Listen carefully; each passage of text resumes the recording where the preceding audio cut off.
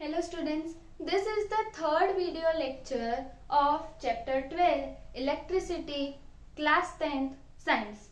Now in this video lecture we are going to start with topic 12.4 Ohm's law.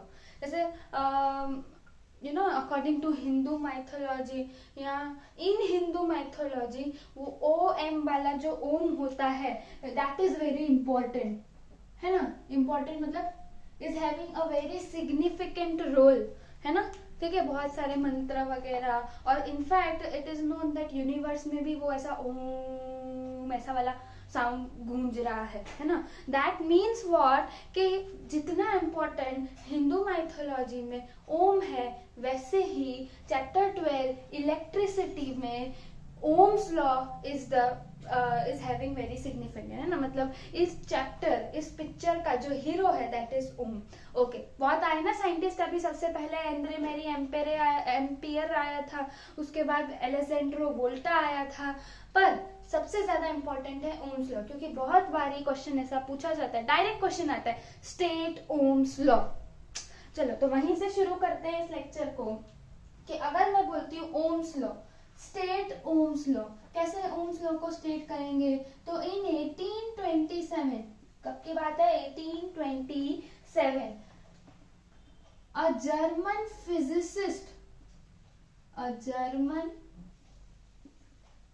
Physicist George Simon Ohm, George spelling याद रखना, George Simon Ohm experiment कर रहे थे, and in that experiment he found that the potential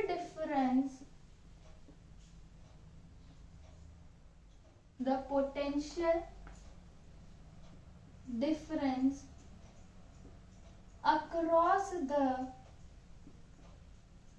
ends of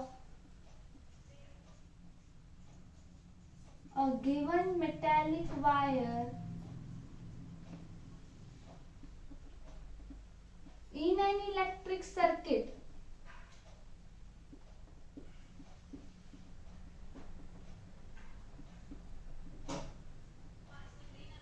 is directly proportional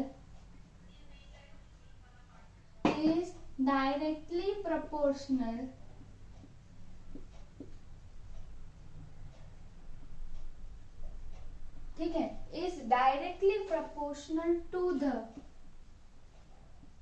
current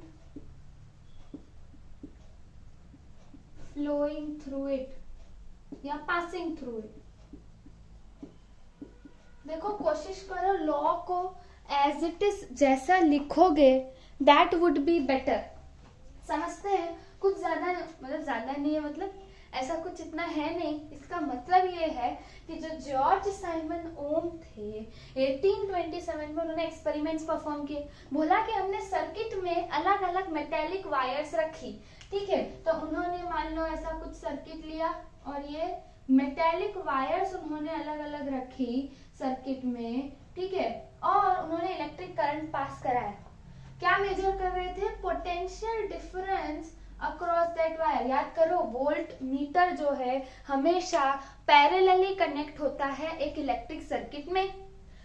current जो भी पास हो रहा था that was directly proportional to the potential difference across the end of a given metallic wire.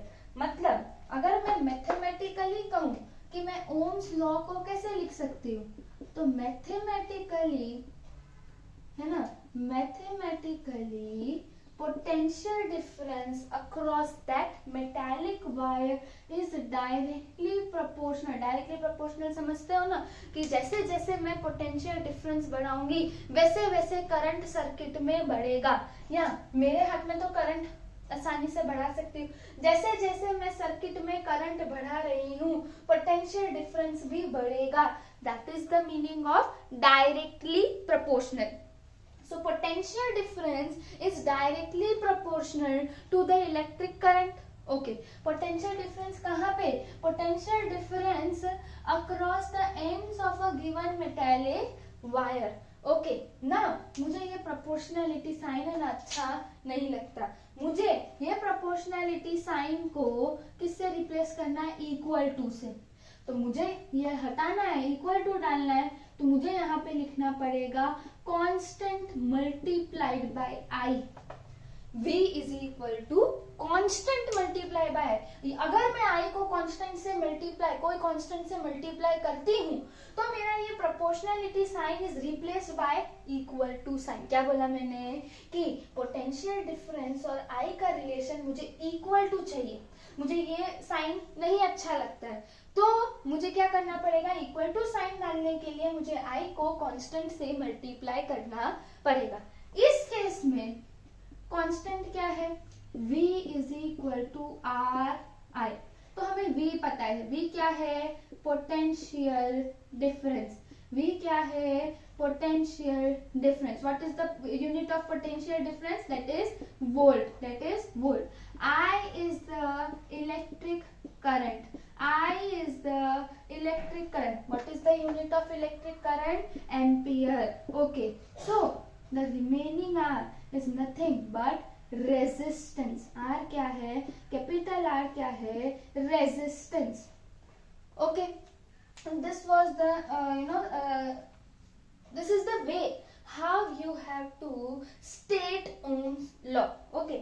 Now second point हमें क्या पढ़ना है कि चलो ये कांस्टेंट जो आया रेजिस्टेंस, इसे हम डिफाइन करते हैं, इसे हम डिफाइन करते हैं। सो resistance is the property, resistance is the property of a conductor. ध्यान देना, रेजिस्टेंस किस में देखने को मिलता है, कंडक्टर में। रेजिस्टेंस क्या है, एक प्रॉपर्टी है। तो is the property of a conductor that resists the flow of charges through it. ठीक है, मतलब क्या कि सपोज ये एक वायर है, क्या मैं वायर को कंडक्टर कह सकती हूँ, क्या मैं वायर को कंडक्टर कह सकती हूँ, यस।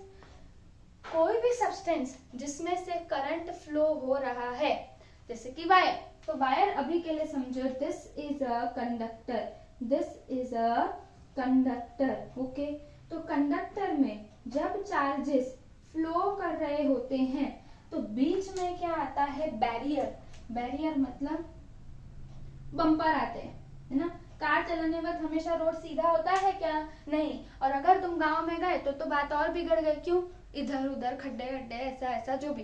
कहने का मतलब है यू डू नॉट रिक्वायर और you do not acquire smooth ride in areas of villages. कहने का मतलब ये है कि यहाँ पे जब चार्जेस फ्लो कर रहे थे, जब गाड़ी चल रही थी, तो बहुत सारे बम्पर ने खड्डे ये सब आ रहे थे। तो वो जो बम्पर और खड्डे हैं, this are nothing but resistance. These electrons are facing मुश्किल, these electrons are facing difficulty, these electrons are facing resistance, and this resistance is the property of conductor. ये कंडक्टर का प्रॉपर्टी है that resist the flow of charges through it. Okay, तो ये resistance समझ आया। अब ये क्या है, ये भी एक प्रॉपर्टी है, पर इसका भी SI यूनिट है। रेजिस्टेंस का SI यूनिट ही क्या है, ओम। रेजिस्टेंस का SI यूनिट क्या है, ओम। ओम को इस तरह से रिप्रेजेंट किया जाता है। दिस ओम, ये जो सिंबल है, ये सिंबल का नाम है ओमेगा। ये सिंबल का नाम क्या है, ओमेगा। ठीक है, तो अगर तुम लोगों ने वो, क्योंकि नेटफ्लिक्स का बहुत माहौल बन रहा है, तो नेटफ्लिक्स में तुमने वो जो लॉक एंड की वाला सीरीज देखा होगा, तो उसमें भी तुमने ओमेगा देखा होगा, वो दरवाजा था ओमेगा वाला। ठीक है, so that is nothing but omega is a Greek letter. इससे पहले हम कुछ पढ़ के आए थे, एक और लेटर हमने इंट्रोड्यूस किया, वो है म्यू, है ना। माइक्रो एम्पियर को रिप्रेजेंट करने के लिए म्यू ए लिखते हैं। सिमिलरली यहाँ पे अगर मुझे ओम को रिप्रेजेंट करना है symbolically, so we are using Greek letter omega. ठीक है, तो ओमेगा से हम क्या रिप्रेजेंट करते हैं, resistance. SI unit of resistance क्या है, ओम। एसआई यूनिट ऑफ रेजिस्टेंस क्या है, ओम। ठीक है, देखो ओम का स्पेलिंग देख लेना, कल को पता चला ये लिख के है ना, तो वो भी देख लेना। अच्छा आगे बढ़ते हैं, तो ये तो हो गया रेजिस्टेंस के बारे में। ठीक है, अगला जो पढ़ना है हमें दैट इज, अब ओम पता चला तो इसे डिफाइन करना पड़ेगा कि भाई 1 ओम क्या होता है, 1 ओम क्या होता है। तो if the potential difference across two ends of a conductor is 1 volt and current flowing या passing through it is 1 ampere, then the resistance is equal to 1 ohm. Then the resistance is equal to 1 ohm. समझ आ रही है बात? मतलब हमने ऐसा बोला था कि V is directly proportional to I according to Ohm's law, हमने नहीं बोला था, जॉर्ज साइमन ओम ने बोला था। तो इससे हमने V is equal to R I निकाला। V का हमें यूनिट पता है वोल्ट, I का मतलब यूनिट पता है एम्पियर, R का यूनिट क्या है, रेजिस्टेंस का यूनिट ही क्या है, ओम। तो मैंने रेजिस्टेंस को डिफाइन किया है, यानी R is equal to V by I। क्या मैं ऐसा लिख सकती हूँ, हमें पता है V is equal to I R, तो क्या मैं R is equal to V by I लिख सकती हूँ, यस। अब यहाँ पे ये जो R है वो क्या है, 1 ओम। देखो हमने डिफाइन ये किया कि if the potential difference across two ends of a conductor is 1 volt and the current passing through it is 1 ampere, and the current passing through it is 1 ampere, then the resistance would be 1 ohm. 1 ohm is equal to 1 volt by 1 ampere. बात समझ में आ रही है? तो ये क्या हो गया, ओम का डेफिनेशन। अब जो नेक्स्ट आता है वो आता है वेरिएबल रेजिस्टेंस। तुम लोगों को याद हो तो रेजिस्टेंस जो है, क्योंकि तुम मुझे लगता है 12.3 में सर्किट डायग्राम के टॉपिक में टेबल 12.1 लर्न करते हुए आ रहे हो, तो अगर नहीं किया पहले वो करो, फिर ही ये लेक्चर अटेंड करना। तो तुमने देखा होगा रेजिस्टेंस का सिंबल ऐसे दिया है ना, और एक और दिया था जिसे हम बोलते हैं वेरिएबल रेजिस्टेंस। ठीक है, वेरिएबल रेजिस्टेंस, और इसका दूसरा नाम क्या है, रियोस्टेट। इसका दूसरा नाम क्या है, रियोस्टेट। इसे कैसे रिप्रेजेंट किया था, कुछ ऐसा रिप्रेजेंट किया था, वेरिएबल रेजिस्टेंस और रियोस्टेट को कुछ ऐसा रिप्रेजेंट किया था।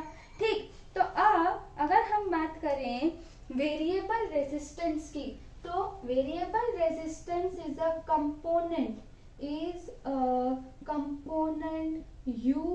to regulate current without changing the voltage source, मतलब समझो, हमें पता है R is equal to V by I, ये हमें पता है। वो बोल रहा है कि वेरिएबल रेजिस्टेंस एक ऐसा कंपोनेंट है जो करंट को रेगुलेट करता है और वोल्टेज को सेम रखता है, उसको चेंज नहीं करके करंट चेंज कर रहा है। अगर करंट चेंज होगा तो क्या रेजिस्टेंस चेंज होगा, यस, है ना। देखो अगर हम बोले कि R is equal to V by I, तो अगर मैं I को बढ़ाती हूँ, करंट को सर्किट में बढ़ाने से रेजिस्टेंस पे क्या फर्क आता है, what is the effect of resistance due to increase in electric current. तो देखो यहाँ पे ये डिवीजन के नीचे है, तो अगर करंट को बढ़ाओगे तो रेजिस्टेंस क्या होगा, डिक्रीज होगा। लेकिन अगर पोटेंशियल को बढ़ाओगे तो रेजिस्टेंस भी इंक्रीज होगा। कहने का मतलब क्या है कि resistance is directly proportional to potential but resistance is inversely proportional to current. Resistance is inversely proportional to current. क्या बात समझ आ रही है? तो यहाँ पे जो वेरिएबल रेजिस्टेंस है वो एक ऐसा कंपोनेंट है जो करंट को रेगुलेट करेगा without changing the voltage source. यानी कि वो करंट चेंज कर रहा है मतलब रेजिस्टेंस चेंज कर रहा है, वोल्टेज सोर्स को वो चेंज कर नहीं रहा है। समझ आया थोड़ा सा? और इसका दूसरा भी एक सिंबल दिया है, वो भी याद रख लेना। हम आगे बढ़ते हैं कि सपोज तुम लोगों ने एक कंपोनेंट लिया ऑफ ए पर्टिकुलर साइज। मान लो if we consider a component of particular size, ठीक है। वो पर्टिकुलर साइज में अगर, ठीक है, इस कंपोनेंट में अगर लो रेजिस्टेंस है तो हम ऐसे कंपोनेंट को क्या बोलेंगे जिसमें लो रेजिस्टेंस है, उसे हम बोलते हैं कंडक्टर। ऐसा कोई भी कंपोनेंट नहीं मिलेगा विच इज रेजिस्टेंस लेस या एब्सेंस ऑफ रेजिस्टेंस, कि रेजिस्टेंस है ही नहीं, ऐसा कोई भी कंपोनेंट नहीं है। दैट इज आइडियल सिचुएशन, है ना। पर अभी टेक्नोलॉजी बहुत ज्यादा आगे बढ़ गई है and there are superconductors, है ना, सेमी कंडक्टर्स, जिनमें बहुत कम हद तक तुम्हें रेजिस्टेंस मिलेगा। ठीक है, समझ रहे हो बात कि रेजिस्टेंस अगर कम है तो मैं उस कंपोनेंट को मैं क्या बोलूंगी, कंडक्टर।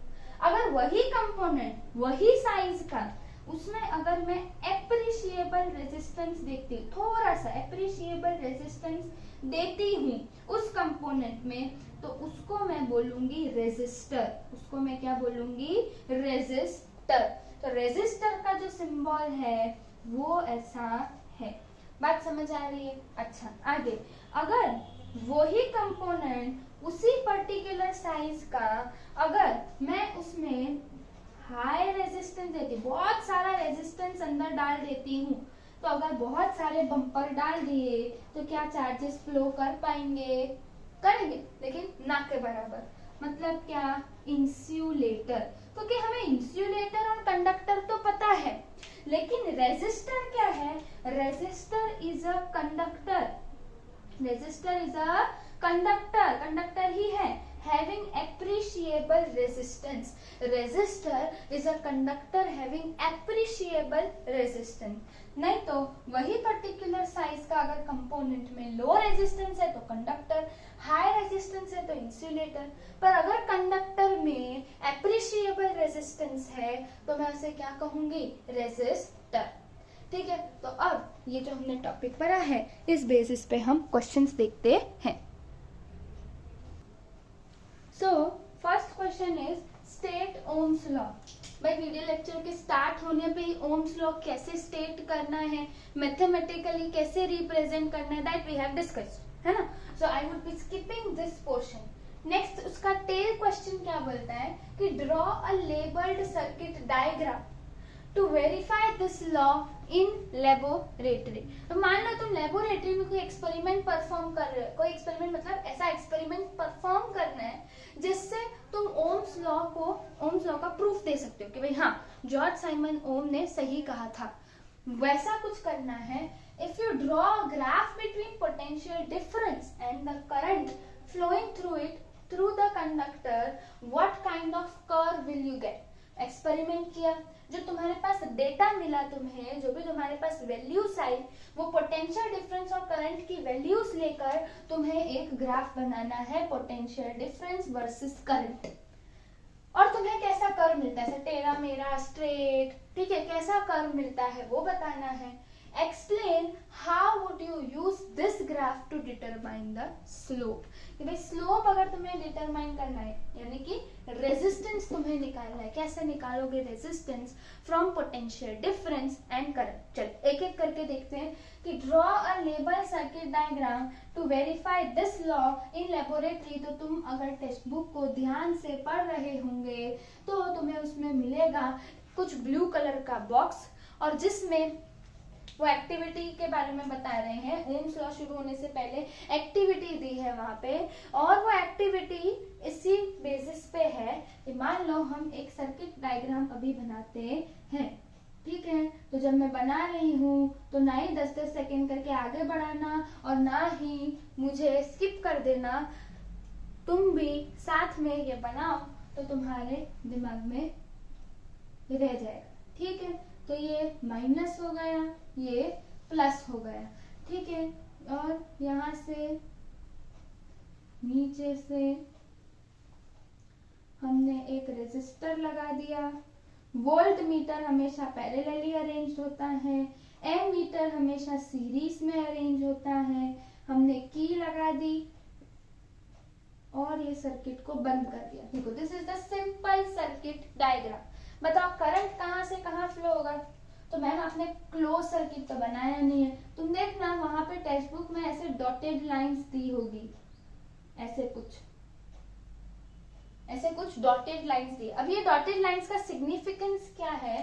क्योंकि तुम एक्सपेरिमेंट कर रहे हो और तुम्हें वैल्यूज किसकी निकालनी है। तो तुमने बोला फर्स्ट कंडीशन, सेकंड कंडीशन, कितने सेल है? 4, थर्ड कंडीशन, फोर्थ कंडीशन। थोड़ा सा पेशेंस रखो, समझ आएगा मैं क्या कर रही हूँ। तुम्हें वैल्यूज निकालना है पोटेंशियल का और करंट का, ठीक है। ध्यान देना अब यहाँ पे कि तुमने क्या किया, डॉटेड लाइन बताता है कि तुमने सबसे पहले इसी को कनेक्ट किया। किसको कनेक्ट किया?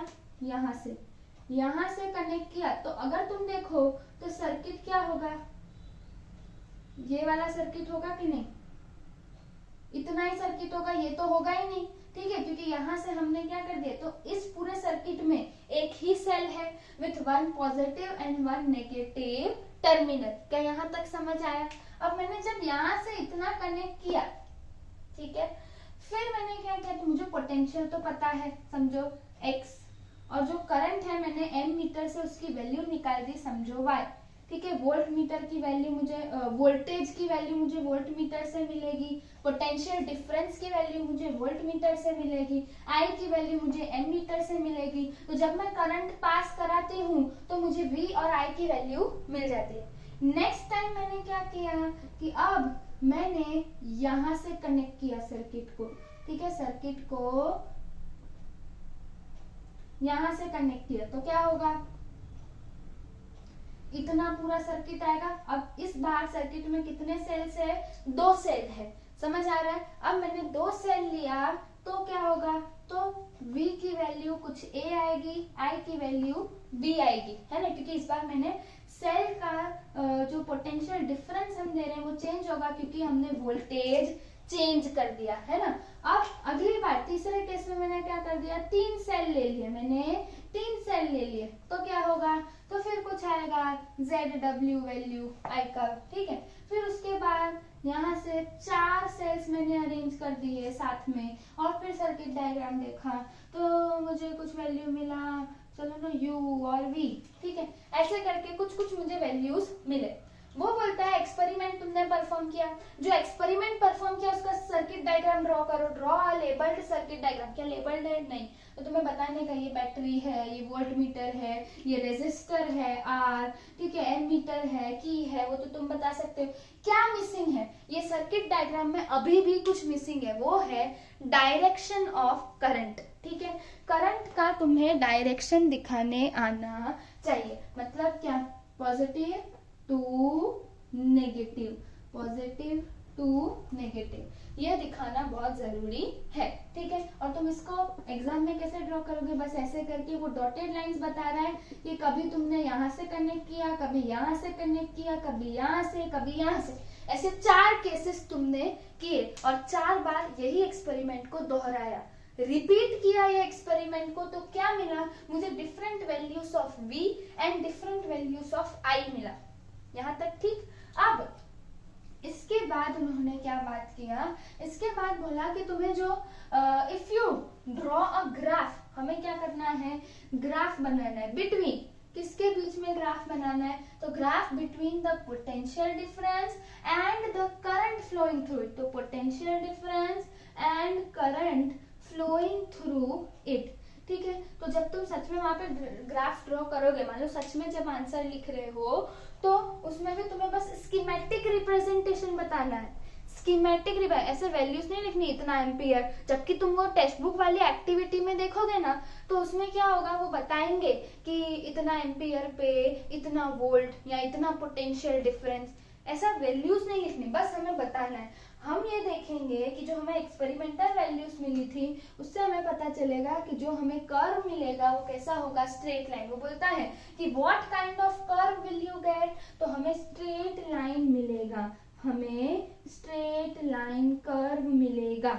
अच्छा, ये जो कर्व है, मैं क्या कर्व को स्लोप कह सकती हूँ? हाँ, इस केस में मैंने अगर इसको स्लोप माना, तो स्लोप क्या है? स्लोप मुझे रेजिस्टेंस दे रहा है, स्लोप मुझे क्या दे रहा है? रेजिस्टेंस दे रहा है।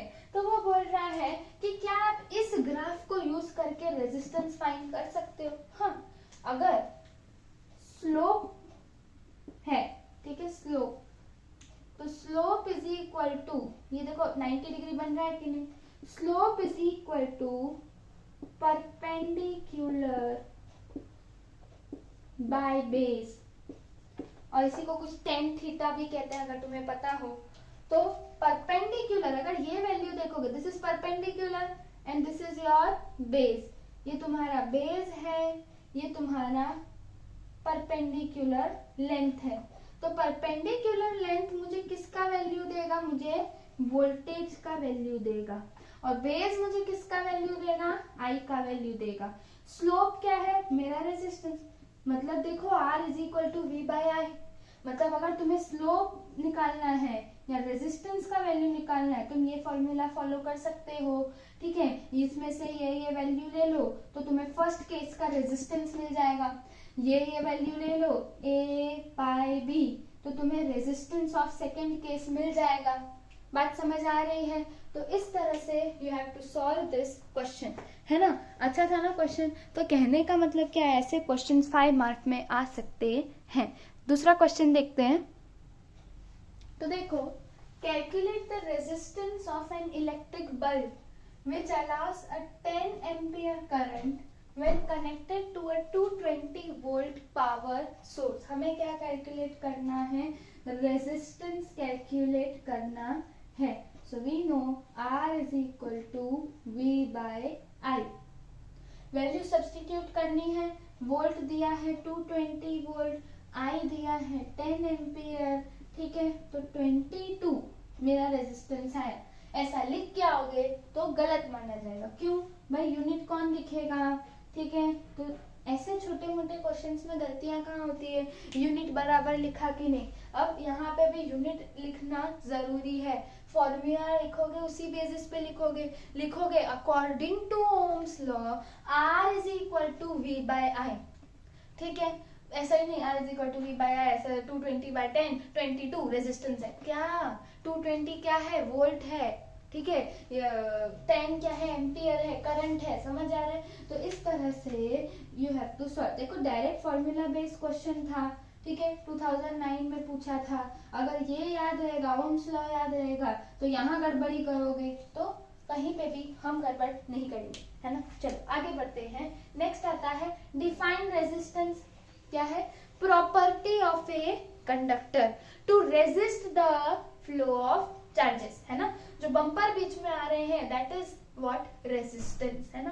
वो एक प्रॉपर्टी है किसकी? कंडक्टर की। तो हमने रेजिस्टेंस को तो डिफाइन किया हुआ है। एसआई यूनिट क्या है? ओम। और 1 ओम को डिफाइन करना, ऐसे भी क्वेश्चन आते हैं, ठीक है। फिर नेक्स्ट क्या है कि what potential difference is needed. अभी इधर क्या फाइंड करना है? Potential difference.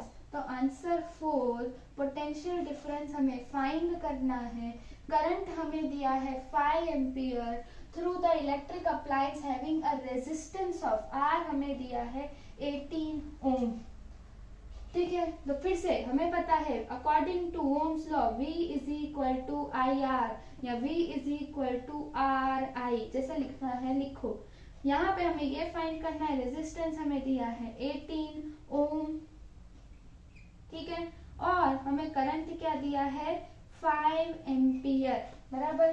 तो ये जो भी तुम्हारा आंसर आएगा उसमें तुम अगर ओम लिख के आओगे तो दिस वोंट बी फेयर ना। ध्यान से देखो, कभी कभी क्या जल्दबाजी में ऐसी गलतियां कर लेते हैं, तो तुम्हारा आंसर जो आएगा वो आ जाएगा वोल्ट में। ठीक है, आगे देखो क्या बोलता है, name the device which is often used to change the resistance without changing the voltage source in an electric circuit, है ना। तो उसे हम क्या बोलते हैं, वेरिएबल रेजिस्टेंस, है ना। हमने अभी डिफाइन किया था कि वेरिएबल रेजिस्टेंस जो है वो करंट को रेगुलेट कर रहा है। तुमने बोला कि मैम आपने तो डेफिनेशन में क्या लिखाया था कि वेरिएबल रेजिस्टेंस या रियोस्टेट ऐसा कंपोनेंट है जो करंट को रेगुलेट करता है, करंट को चेंज करता है विदाउट चेंजिंग, करंट को चेंज करता है without changing the voltage source.